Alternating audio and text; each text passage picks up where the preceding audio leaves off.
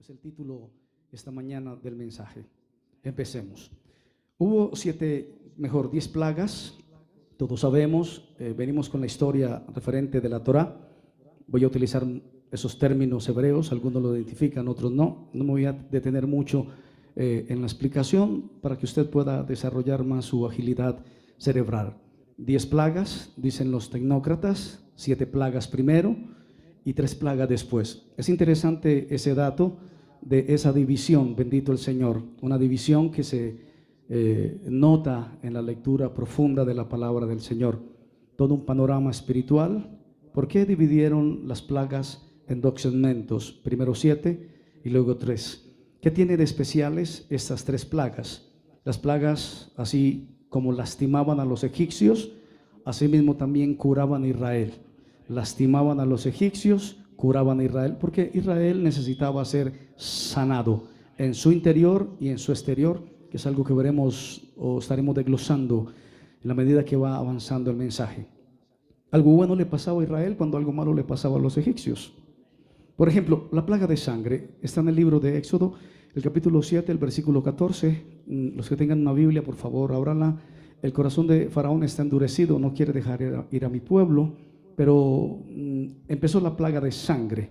Al final, la única sangre, o mejor, la única agua que Egipto tenía para tomar era el agua que tenían los hebreos, porque los hebreos no se les convirtió el agua en sangre. Así que los hebreos, los israelitas, desde esa ocasión empezaron a ser buenos negociantes y vendían el agua que no estaba convertida en sangre a los egipcios y la vendían muy costosa. Decían, ¿tienen agua? Sí, tenemos agua. ¿Está con sangre? No, está limpia. No, claro, y no sé, ¿cuál es el agua más costosa? Hay una agua muy costosa que lo colocan en los restaurantes finos que aumenta mucho el precio. Una botella de agua es de color verde, vale como 30,000 pesos. ¡Wow! Una botella, sí. Ellos se hicieron una fortuna vendiendo agua, vendiéndole agua a los egipcios, porque los egipcios no tenían agua. Es un simple ejemplo. Todo era sangre. Al final la única agua que Egipto tenía para tomar la tenían los hebreos y la vendían muy cara. Los egipcios sufrieron por no tener agua y entonces esto produjo que Israel se enriqueciera. Los egipcios bajaron un poco sus finanzas. Israel empezó a tener un poco más de posesiones, de adquisición en el tema monetario. Siempre, hermanos, nos han enseñado acerca del interior como el exterior. Fuimos levantados en doctrinas absolutamente herméticas y psicorrígidas que eran concretas y puntuales. En el exterior nos enseñaron desde muy niños que el exterior era muy importante, y cuando pasan los años empezamos a ver que el interior y el exterior tienen que ir en un equilibrio espiritual. No se puede crecer exteriormente e interiormente quedarte pequeño, y no puedes crecer interiormente y exteriormente quedarte pequeño. Así que las plagas para lastimar a Egipto tienen su propósito solo si curan a Israel. Si las plagas que fueron enviadas a lastimar a Egipto no curan a Israel había que curarlo internamente, porque Israel llevaba 400 años de laceración. Así que esas plagas que eran enviadas por Dios a Faraón tenían que hacer una catarsis en el pueblo de Israel. Si cada una de esas 7 plagas iniciales que cayeron a los egipcios no sanaba a Israel, no cumplía el propósito de la plaga. ¿Cuántos dicen amén? ¿Cuántos dicen amén? Tenían que sanar a Israel. O sea, si se lastima a Egipto, pero Israel no se da cuenta que está lastimando a Egipto para sanarlo a él, no fue eficaz ni se logró el propósito de esa plaga. Solo cuando Israel ve la plaga y algo mejora en Israel, la plaga tiene el por qué ser y por qué lastimar a Egipto. En una ecuación más sencilla sería que una sola plaga matara a los primogénitos, úlceras, langostas, de una vez y punto. Pero fue paso a paso, plaga por plaga. 1, 2, 3, 4, llagas en el rostro, piojos, ranas, moscas, sangre. Los primogénitos fue poco a poco, fue aumentando de menor a mayor. No se hizo inmediatamente, fue en 10 momentos, y esos 10 momentos duraron varios meses, el proceso de las plagas. ¿Por qué puede destruir a Egipto para que salga Israel? ¿Por qué habría que hacer esto? ¿Por qué habría que tener mano dura con los egipcios para que Israel saliera de Egipto? ¿Conseguiste construir a Israel? ¿Construiste a Israel a través de las plagas que enviaste a Egipto? ¿Aprendió algo Israel? Siempre hablamos acerca de la educación espiritual. Si nos hubieran enseñado educación espiritual antes que religión, seríamos portadores de unas verdades titánicas. No hubiéramos perdido tanto tiempo, no nos hubiéramos demorado tanto en el proceso. Pero se construye Israel a través de las plagas que Dios envió a Egipto. Aprendió Israel la lección, fue educada Israel. Qué bueno que el evangelio no sea solamente una religión, sino una educación, con todo lo que usted quiera. La religión a veces sirve para afiatar algunas cosas, pero las verdaderas convicciones, la fe, la creencia en Jesucristo, la convicción en el Dios Todopoderoso, en el temible Dios de Abraham, de Isaac y de Jacob, el temible Dios de los hebreos, hay que tenerlo marcado en el corazón para que no nos convirtamos en religiosos, porque la religión con los años se vuelve aburridora, te cansa, te fastidia, no te llena, no llena las casillas mentales, el cerebro se vuelve inquieto y curioso. ¿Alguien dice amén? Bueno, lo digo desde mi percepción, que el Señor nos ayude cada día. Israel tiene que aprender a construirse en algo para luego poder salir.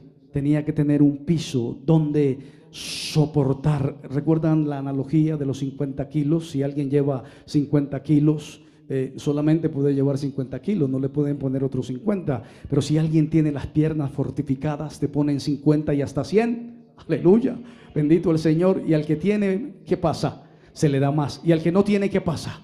Se le quita inmediatamente, aleluya. En las primeras 5 plagas, Faraón endureció su corazón. Él se endurecía. El corazón de Faraón está endurecido. Era soberbio. Pero en esas plagas, en las siguientes 5 plagas, le es quitado el libre albedrío a Faraón. ¡Wow! ¿Cómo así? El libre albedrío de Faraón ya no era él el que se endurecía, sino que era Dios el que endurecía el corazón de Faraón. Éxodo capítulo 10, versículo 1, dice la palabra del Señor: entra a la presencia de Faraón, porque yo manipulé el libre albedrío de Faraón. Wow, nos gustan esos pequeños detalles.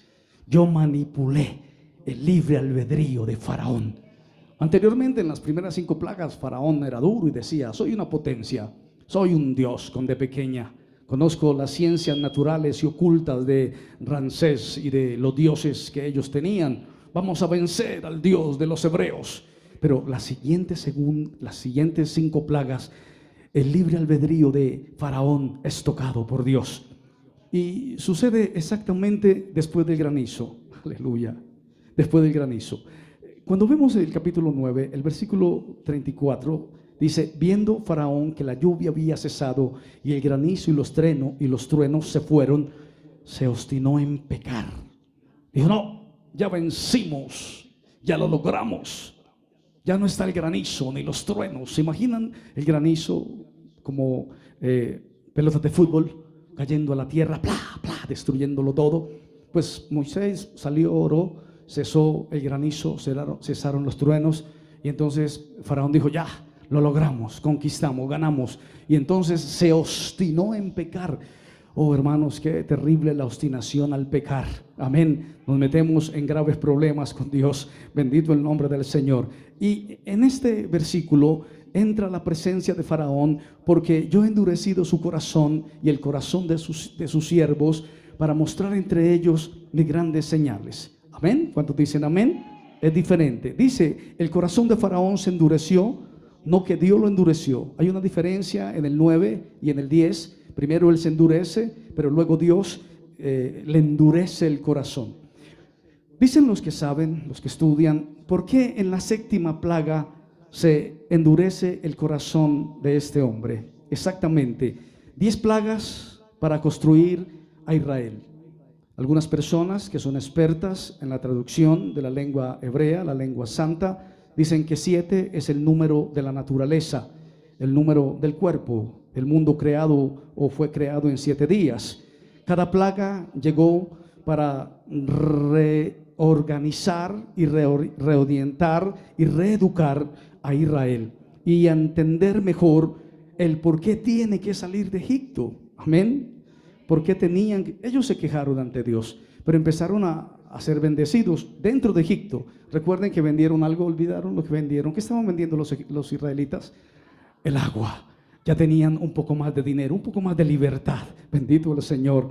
Cada plaga llegó para reeducar a Israel y a entender mejor el por qué Israel tiene que salir. Hermanos, hemos visto tantas conversiones durante tanto tiempo. Hemos estado en tantas partes, en tantas iglesias, como creyentes, como músicos, como observantes, y a veces hay muchas conversiones, pero las personas no entienden por qué deben de ser reeducados para renunciar a Egipto. El versículo en el Nuevo Testamento dice: cualquiera pues que quiera ser amigo del mundo se constituye enemigo de Dios, punto. No hay negociación ahí no hay filtro de negociación. Entonces la mente del creyente necesita desde su creación misma entender por qué fue sacado de Egipto, por qué estamos en este mundo pero no pertenecemos a este mundo, por qué nuestra ciudadanía no es de este mundo, está en los cielos, por qué hay una notaría celestial donde nuestro nombre se supone que esté escrito. ¿Dónde? Aleluya. ¿Recuerdan el corito cuando ya se pase lista? Ok, ¿cuántos creen que su nombre está escrito en el libro de la vida? Denle un aplauso al Señor por esa magnífica noticia. Aleluya. Su nombre está escrito en el libro de la vida. Amén. Aleluya. Bendito el Señor. Faraón hizo un cálculo de guerra. Faraón no era un imbécil. Leí no sé cómo se llama en Instagram, una publicación, dice: el malo puede llegar a ser bueno, pero el estúpido siempre seguirá siendo estúpido, o el atorrante siempre seguirá siendo atorrante. El malo en algún momento dejará de ser malo. Por eso el principio de la sabiduría, sonó muy fuerte lo que dije, sonó muy fuerte. Bueno, es lo que está ahí en la palabra, bendito el Señor. Así que Faraón hizo un cálculo, porque Faraón era un hombre de guerra, era un hombre sabio en lo material, y dijo: me van a golpear 7 veces para dejarlo salir. Desde un plano humano, cuando llegó la 7ª plaga, él pensó que era la última plaga. En esa plaga él se confiesa. Aleluya. En la 7ª plaga él dice: ok, hizo un análisis, un estudio con sus sabios profundos. ¿Cuál es el número de Israel? El 7. ¿Qué hacen el 7? Bueno, ok, vamos a hacer un análisis. ¿Cuántas veces nos van a atacar? 7 veces, 7 bombas atómicas. Y él dijo: ya, ok. Mire lo que dice el capítulo 9, el versículo 27. Entonces Faraón envió a llamar a Moisés y a Aarón y le dijo: he pecado esta vez. Jehová es justo y yo y mi pueblo somos impíos. Y se confesó Faraón y dijo: no más, oren para que se vaya la 7ª plaga. Pero él tenía en el contexto una estrategia. En efecto, Moisés era crédulo, creyó, oró, así como los pastores que son crédulos: pastor, esta vez, este es el último diciembre que me descarrío, no me vuelvo a descarriar en un diciembre. Aleluya. No vuelvo a tomar licor un diciembre. Bueno, Moisés oró. Y entonces se fue el trueno y se fue el granizo. Y más adelante volvió a pecar Faraón, porque él tenía pronosticado que eran 7 plagas solamente, que no faltaban otras 3 plagas. Y es profundo e intenso esta palabra. Él pensó que ya habían terminado y él solo endureció su corazón. Se acabaron las 7 plagas, ya no hay esperanza, ya no van a salir de aquí. Aguantamos, nos golpearon 7 veces y nos mantuvimos fuertes, dice Faraón en su arrogancia. Amén. Cuando se acabó esta plaga, la del granizo, se acabó un segmento de las plagas. 7 es el número del cuerpo, dicen algunos comentaristas, pero después empiezan las últimas 3 plagas. Esas últimas 3 plagas son diferentes y necesitan un estudio diferente. Me gustó el estudio porque en la división trabaja primero el interior de Israel. Israel es fortalecido en su hombre interior, pero ahora necesitaban ser fortalecidos en su hombre exterior. Aleluya. El que casi no nos gusta tocar. Trabajamos el interior, pero el exterior no. Entonces, en estas 3 plagas que van a curar a Israel, le van a hacer algo en el interior de Israel, en su verdadera espiritualidad.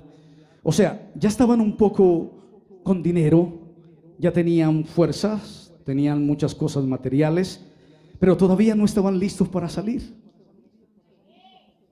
Ellos estaban ¿Recuerdan cuando murió el ganado? Todo el ganado de los egipcios. ¿Dónde no murió el ganado? En la tierra de los hebreos. ¿Dónde no había moscas? En la tierra. O sea, se supercotizó la moneda hebrea y los egipcios negociaban. Entonces ya el Israel estaba cómodo en Egipto.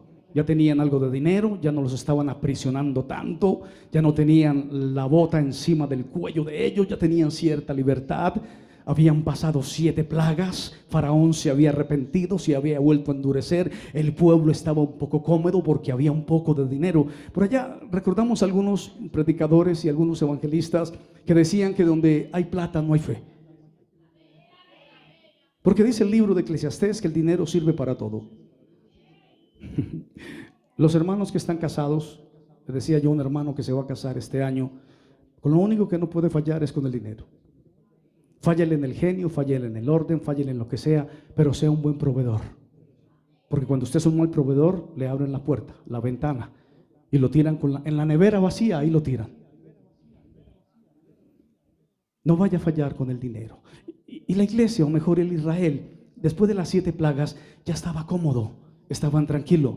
Tenían algunas joyas, tenían algo de cash, estaban algo airados, un poco de aire para ellos. No estaban tan oprimidos.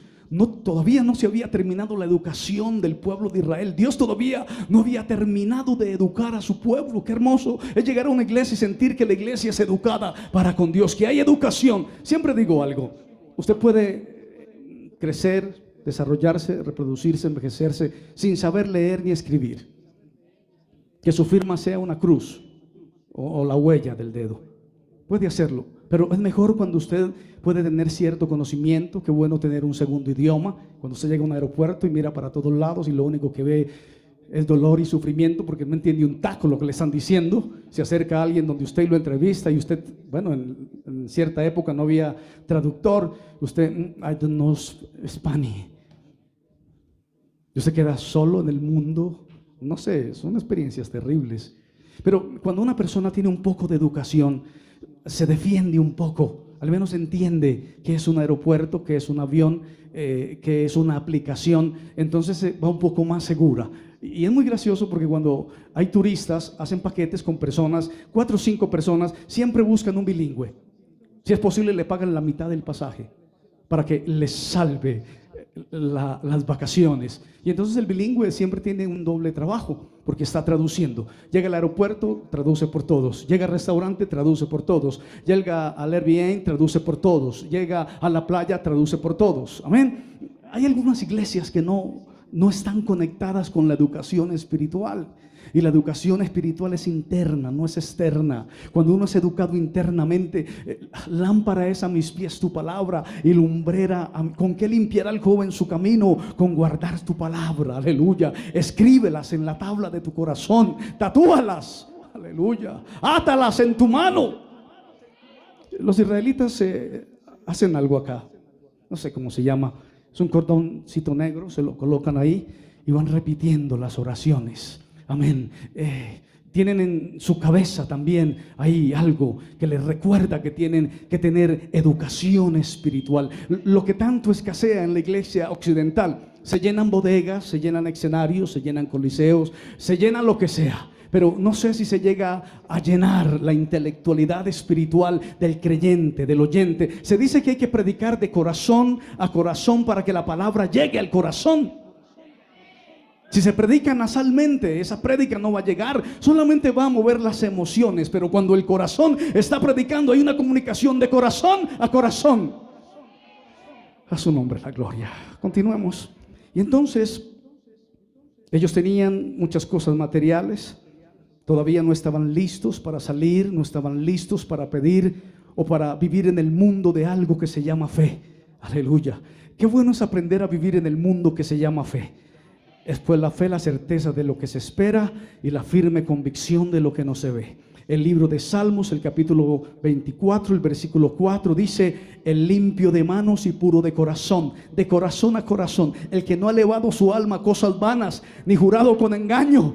¿Quién subirá al monte de Jehová? Aleluya. Limpio de manos y puro de corazón. Me gusta esa frase: el limpio de manos y el puro de corazón. Tito, bendito el nombre del Señor. Nos apoyamos también en el Nuevo Testamento, capítulo 2, versículo 14. Quien se dio a sí mismo por nosotros para redimirnos de toda iniquidad y purificar para sí un pueblo propio, celoso de buenas obras. Aleluya. Las obras, hermano, las obras, hermano. Cuando llegue ante la presencia del Señor, le van a decir: ¿qué hizo usted en bien de la obra del Señor? ¿Cuánto hizo usted con su vida en la obra santa del Señor? Cuando usted tenía un mandato, una ordenanza: la mies es mucha, los obreros son pocos. Rogad pues al Señor de la mies que envíe obreros a su mies. ¿Qué hizo usted por el crecimiento, al 30, al 60, al 100 por uno? A su nombre la gloria. ¿Qué hizo usted cuando Jesús le preguntó: ¿tenéis algo de comer? Y dijiste no. Y él dijo: tire la red a la derecha, y sacó 153 peces. ¿Qué hizo usted con el pedimiento de los 120 del Pentecostés? ¿Qué hizo usted con la proclamación? Se añadía cada día a la iglesia los que habían de ser salvos. ¿Hizo algo usted por la obra del Señor mientras estuvo en este cuerpo? Ayudó al huérfano, al necesitado, amparó a la viuda, se acordó del necesitado. Patrocinó usted, auspició usted a un levita para que el levita se encargara de estudiar la Torá, para entregársela desmenuzada, un pan fresco que había que colocarlo todos los días dentro del templo y cambiarlo porque no se podía dañar. El mensaje de hoy no puede ser el mismo de ayer, porque la palabra es nueva cada mañana, su misericordia es nueva cada mañana. El sol sale para los buenos y para los malos. Bueno, voy a calmarme un poco, sigamos. Y entonces, segunda de Pedro, estaba en la palabra, segunda de Pedro, capítulo 1, versículo 4. Aleluya. Necesito leer varios versículos de la palabra del Señor. Reverencia al Padre, al Hijo y al Espíritu Santo. Segunda de Pedro, capítulo 1, versículo 4. Por medio de las cuales nos ha dado preciosas y grandísimas promesas, para que por ellas llegáis a ser participantes de algo que se llama la naturaleza divina. Y en la naturaleza divina hay educación espiritual, habiendo huido de la corrupción que hay ¿dónde? En Egipto, a causa de la concupiscencia. Y aquí hay una lista increíble. La verdad, esta semana recién lo descubrí. Segunda de Pedro, capítulo 1, versículo 5. Y empieza una lista que nos la hacían aprender a nosotros de memoria, y dice así: vosotros también, poniendo toda diligencia por esto mismo, añadid a la fe, acabamos de hablar de la fe, virtud, y a la virtud, conocimiento. Ahí en stand-by. Y al conocimiento, dominio propio. Fe, virtud, conocimiento y dominio propio. ¿Cómo quiere una iglesia tener dominio propio si no tiene conocimiento? ¿Cómo un cristiano puede tener dominio propio si no ha navegado por el océano de la fe? Todos queremos tener dominio propio: no fornicar, no adulterar, no embriagarnos, no mentir, no robar, no matar, que eran como los 5 pecados capitales que nos enseñaban cuando éramos pequeños. Pero cuando alguien tiene fe en el autor y el consumador de la fe, que es Jesucristo, y sin fe es imposible agradar, y tiene algo de virtud, que es esa diligencia que se pone en algo, entonces a usted le dan algo que se llama educación espiritual. Y después de que usted tiene educación espiritual, le dan algo que se llama dominio propio. Aleluya. Y cuando usted tiene dominio propio, está al otro lado. ¿Cuántos necesitan ejercitar el músculo del dominio propio? Amén. Pocos amenes en la iglesia. Pero primero hay que educarnos en la fe. Hay que ser reeducados, reaprender, olvidarnos de todo. Las cosas viejas pasaron, aquí todas son hechas nuevas. Y colocarnos como olivo verde en la casa del Señor y empezar a aprender verdaderamente a adorar a Kadosh, al temible Dios de Abraham, de Isaac y de Jacob. El pacto de Abraham, el pacto de Jacob. Tuvieron algo en particular esos dos patriarcas de la Biblia, Abraham y Jacob. Fueron ejemplares en eso. Dijeron, ok, ¿cuántos diezmos hay que dar? Bueno, tengo que decirlo porque lo escuché ayer. ¿Cuántos diezmos hay que dar? Abraham dijo, no, no, voy a dar todo. Jacob dijo, yo también voy a dar todo. Habían varios diezmos, había el de animales engordados, había el de vegetales, creo que había otro, y había otra ofrenda, y él dijo, no, el de cereales, dijo, no, yo voy a dar de todo. A los 3 años vuelvo y doy, a los 7 vuelvo y doy, bendito el Señor. Los expertos dicen que el tema del dar es para que el levita sea preservado y para que haya sustento en la casa del Señor y para que el levita estudie la palabra y se mantenga la menorá encendida. Aleluya. ¿A cuánto le gusta el candelabro? Yo me emociono un poco. ¿A cuánto le gusta el candelabro encendido? Cantábamos cuando estábamos chiquitos con charrascos, panderos y un tambor grande porque el fuego está encendido y ¿quién lo apagará? Ay, danzábamos y tumbábamos sillas. ¿Quién lo apagará? ¿Y quién lo apagará? Amén. Y es verdad, nadie lo puede apagar. Tiene que estar ardiendo el fuego del Espíritu Santo en la iglesia. El candelabro no se puede apagar.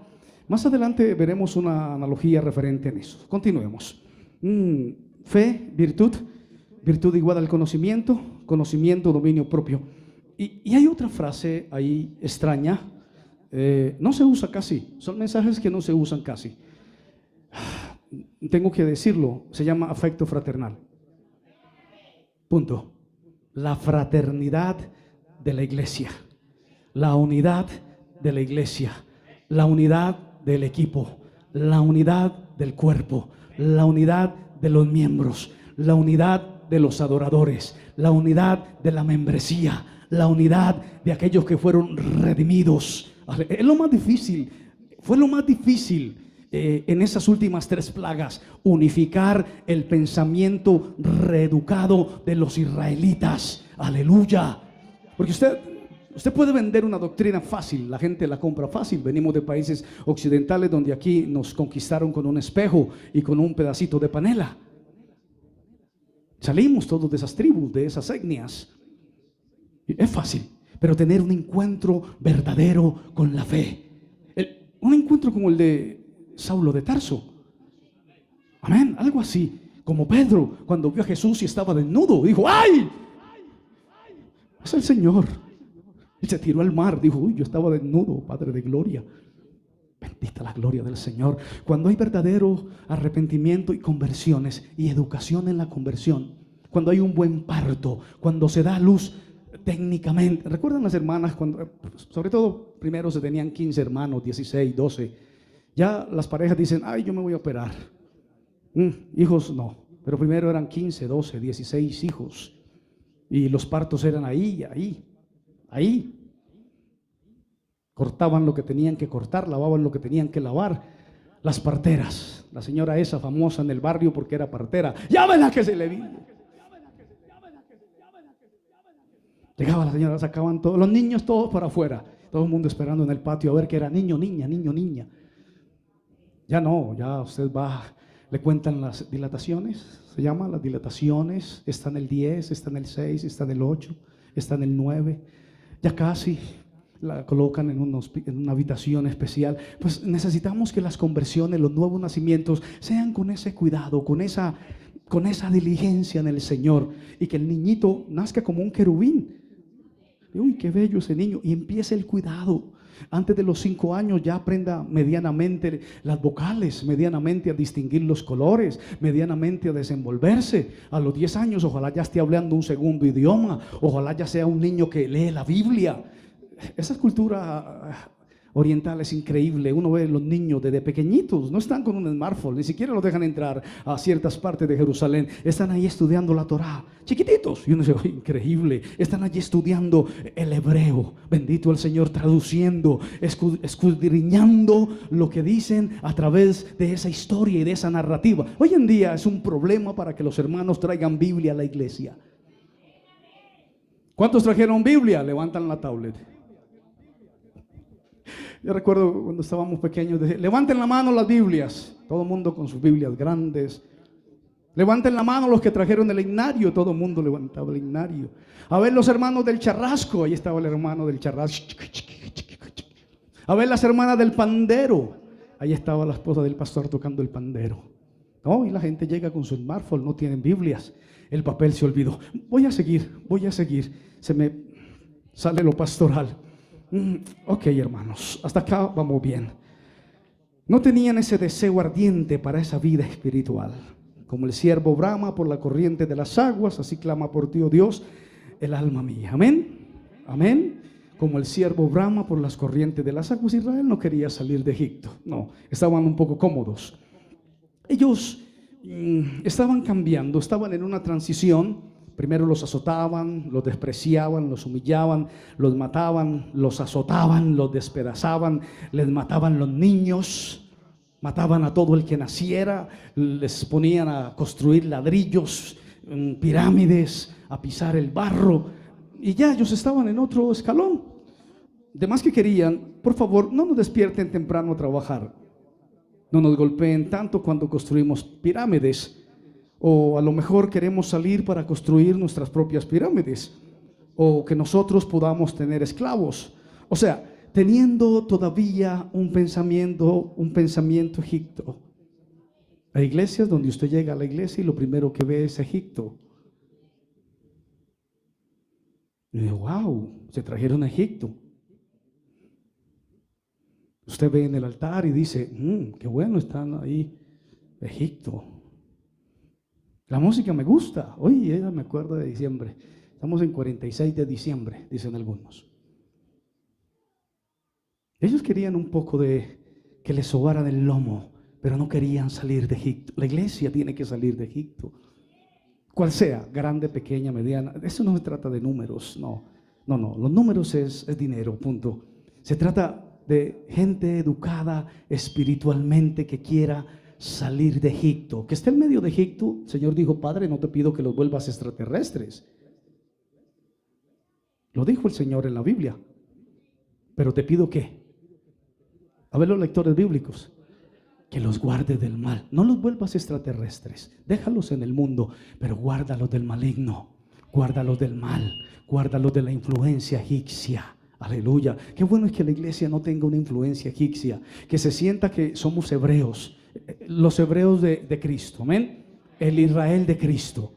Abraham tiene sus hebreos, pero Cristo tiene sus israelitas, sus hebreos, su linaje escogido, su pueblo santo, su pueblo adquirido por Dios, y lo va a presentar ante el Padre. Ahí está mi Israel, aleluya. ¿Cuántos quieren pertenecer a ese Israel de Cristo?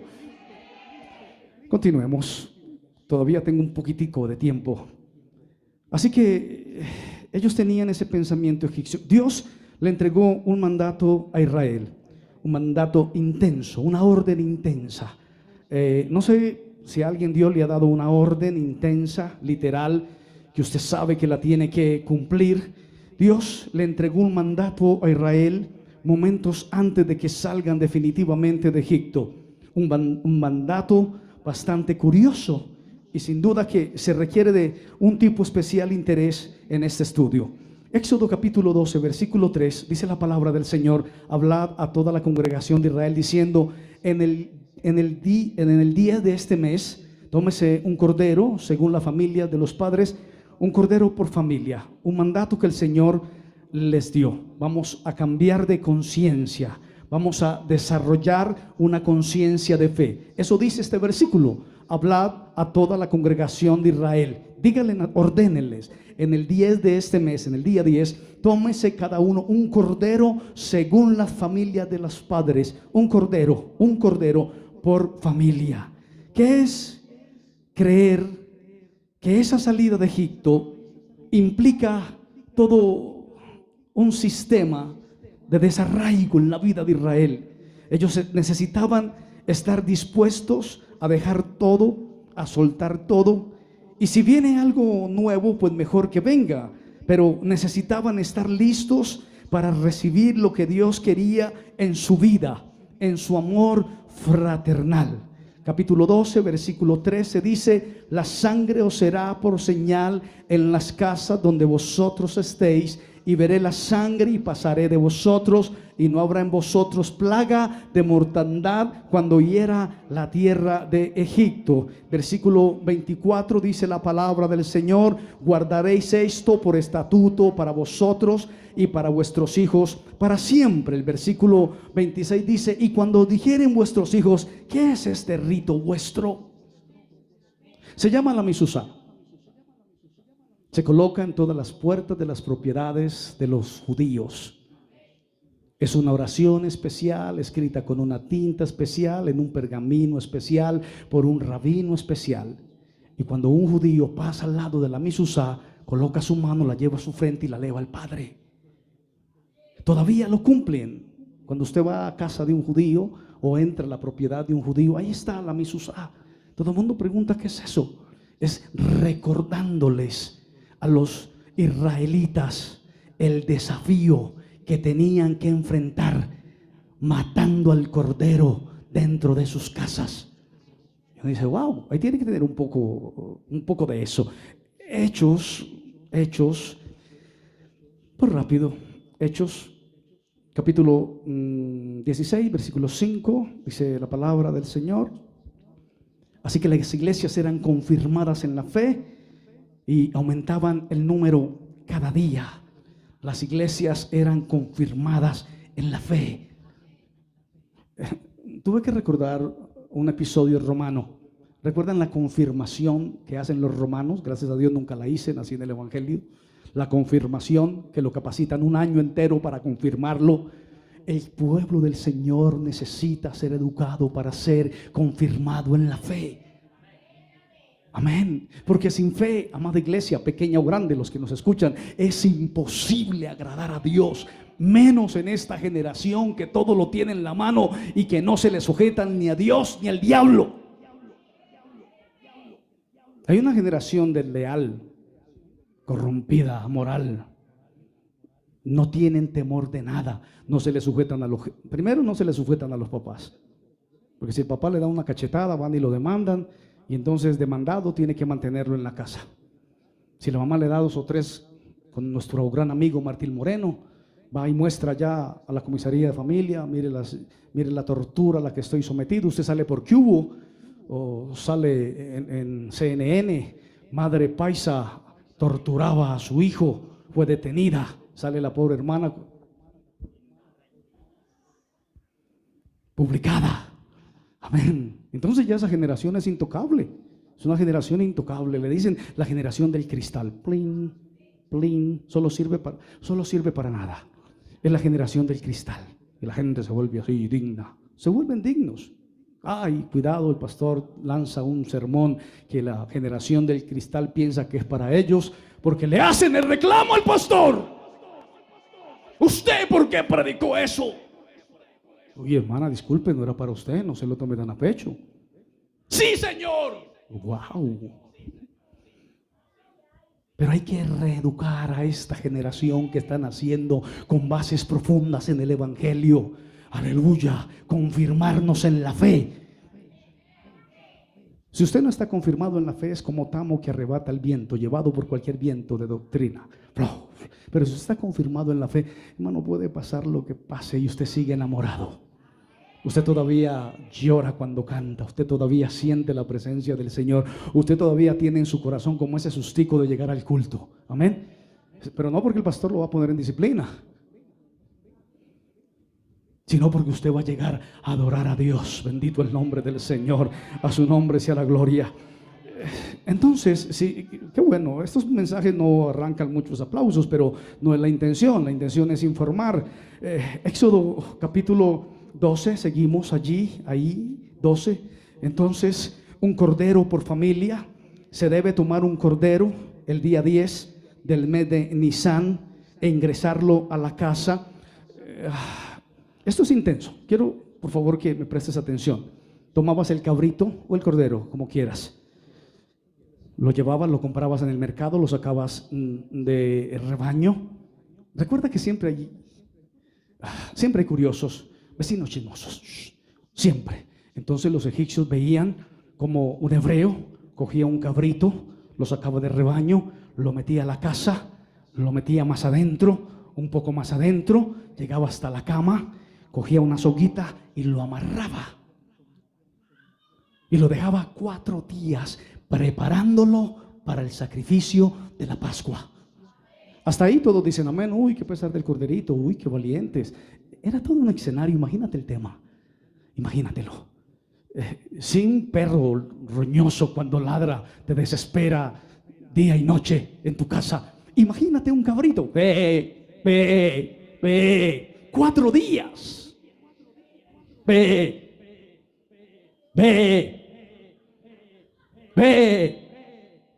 4 días el cabrito, una y otra vez. Aquí se pone intenso el tema. Mantenerlo ahí durante 4 días. Luego, el 4.º día, se debía sacrificar ese cabrito, una ofrenda a Jehová. Versículo 6. Lo guardaréis hasta el 14 de este mes. ¿Recuerdan el día que tenían que amarrarlo él? Gracias, hermanos. El 10. Me encanta la actitud de los hermanos. El día 10. Ahora nos dice que el día 14 tenía que matarlo. O sea que habían pasado 4 días. Aleluya. Sigamos. 4 días en la casa. Lo guardaréis 4 días del mismo mes. Lo inmolará toda la congregación del pueblo de Israel entre las 2 tardes. Bendito el Señor. No tenemos tiempo, pero en casa puedes estudiar Lucas capítulo 22, versículo 7, acerca de la Pascua de nuestro amado Jesús.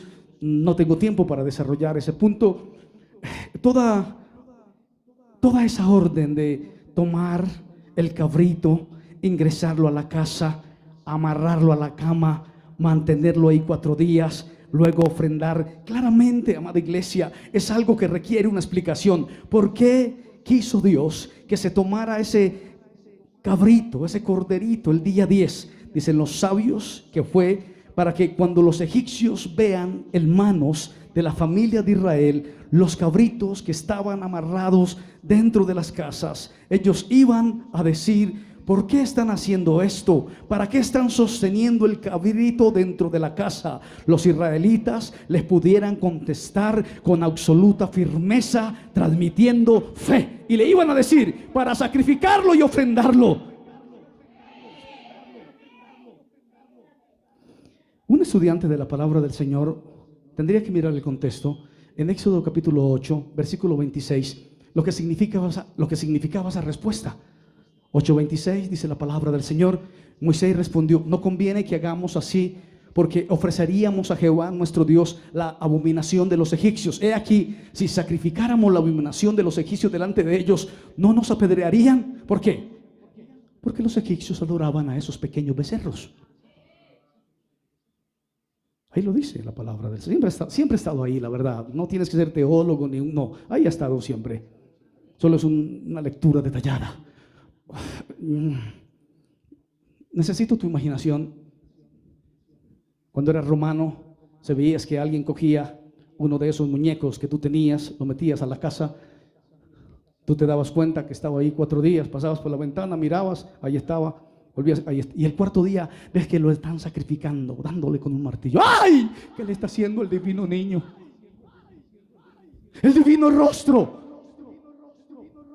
Habría un escándalo, una sonada. Tendría que llevar el SMAT a sacar a ese cristiano de ahí porque estaba dañando los ídolos de los romanos. Pues así mismo tenía que salir el pueblo de Israel a decir: sí, estamos sacrificando a Dios eso que ustedes adoran. Pero tenía que ser un tema cognitivo, un tema desde adentro. Se ha ido el tiempo, he prometido no demorarme mucho. Necesito finalizar con una historia. Quedamos pendientes con el tema. Cierto profesor, rabino, tenía un salón donde muchas personas iban a estudiar la Torá. Pero él se había dado cuenta de que muchos estaban en el exterior muy involucrados con las enseñanzas rabínicas de la Torá. Se dejaban la barba, se ponían el kipop, los tefilín, tenían la traducción de la Torá, rezaban 3 veces al día. A propósito, los católicos oran 5 o 6 veces al día, los judíos 3, los cristianos ¿cuánto? Sigo. Y entonces se había permeado el trigo y la cizaña. Este rabino absolutamente psicorrígido, un rabino, imagínatelo tú, toda la vida estudiando, estudian 20 horas, duermen 4 y siguen estudiando. Entonces dijo, necesito distinguir entre las personas que han crecido en su interior y en su exterior, pero necesito hacer una prueba para eso. Estuvo pensando hasta que encontró una respuesta. Le dijo a los porteros del salón, por favor, hermano Rafael y hermano Milé, háganse en la puerta. Vamos a empezar a colocar un filtro. Si un estudiante de la Torá llega tarde, prohíbanle la entrada. Si van a cobrar algo y tiene que pagarlo y él empieza a alegar y a despotricar de la congregación, prohíbanle la entrada. Si no se sujeta a la congregación, prohíbanle la entrada. Si viene a causar división, prohíbanle la entrada. Eran buenos soldados, dijeron, por supuesto, rabino. Empezaron a decirle a algunos salían renegando, por eso es que yo no soy evangélica, porque allá en las iglesias todas se las echan a uno, por eso es que yo no soy evangélica. Otros se ponían a llorar y decían, no, yo no vuelvo a leer la Biblia, qué decepción de los hombres, por eso yo no creo en nada. Se iban, otros renegaban, hacían un mitin ahí y se iban. Pero el rabino dijo, quiero que observen a aquel que le prohíban la entrada y se quede en la ventana, o se suba al techo, o se haga por un ladito a escuchar la palabra y que le diga, no me importa que no me dejen entrar porque no tengo plata para llegar, igual soy pobre, pero yo voy a escuchar la palabra porque yo vengo a escuchar la Torá. Yo me voy a subir por el techo, de pronto escucho a ese rabino gritón, esa palabra que tiene vida. Den un aplauso al Señor, por favor. A su nombre sea la gloria. Cierre sus ojos, por favor. Gracias por su tiempo. Gracias a la audiencia. El Señor les bendiga.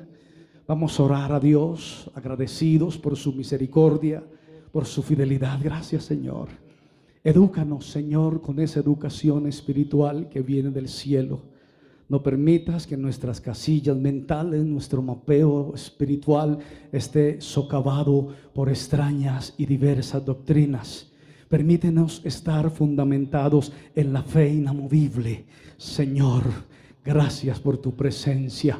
Señor, gracias porque tú eres bueno y porque para siempre es tu misericordia. ¿Podría levantar su mano al cielo? Nuestro Dios está en este lugar, aleluya. Señor, enamóranos de ti, enamóranos de ti. Haznos entender y comprender que tú eres el camino, que tú eres la verdad, que tú eres la luz. Cuando fue la plaga de las tinieblas, Señor, solo los hebreos tenían luz en sus casas. Mi Cristo, tú eres la luz del mundo. Por eso, Señor, esta mañana estamos rindiendo nuestro corazón ante tu presencia.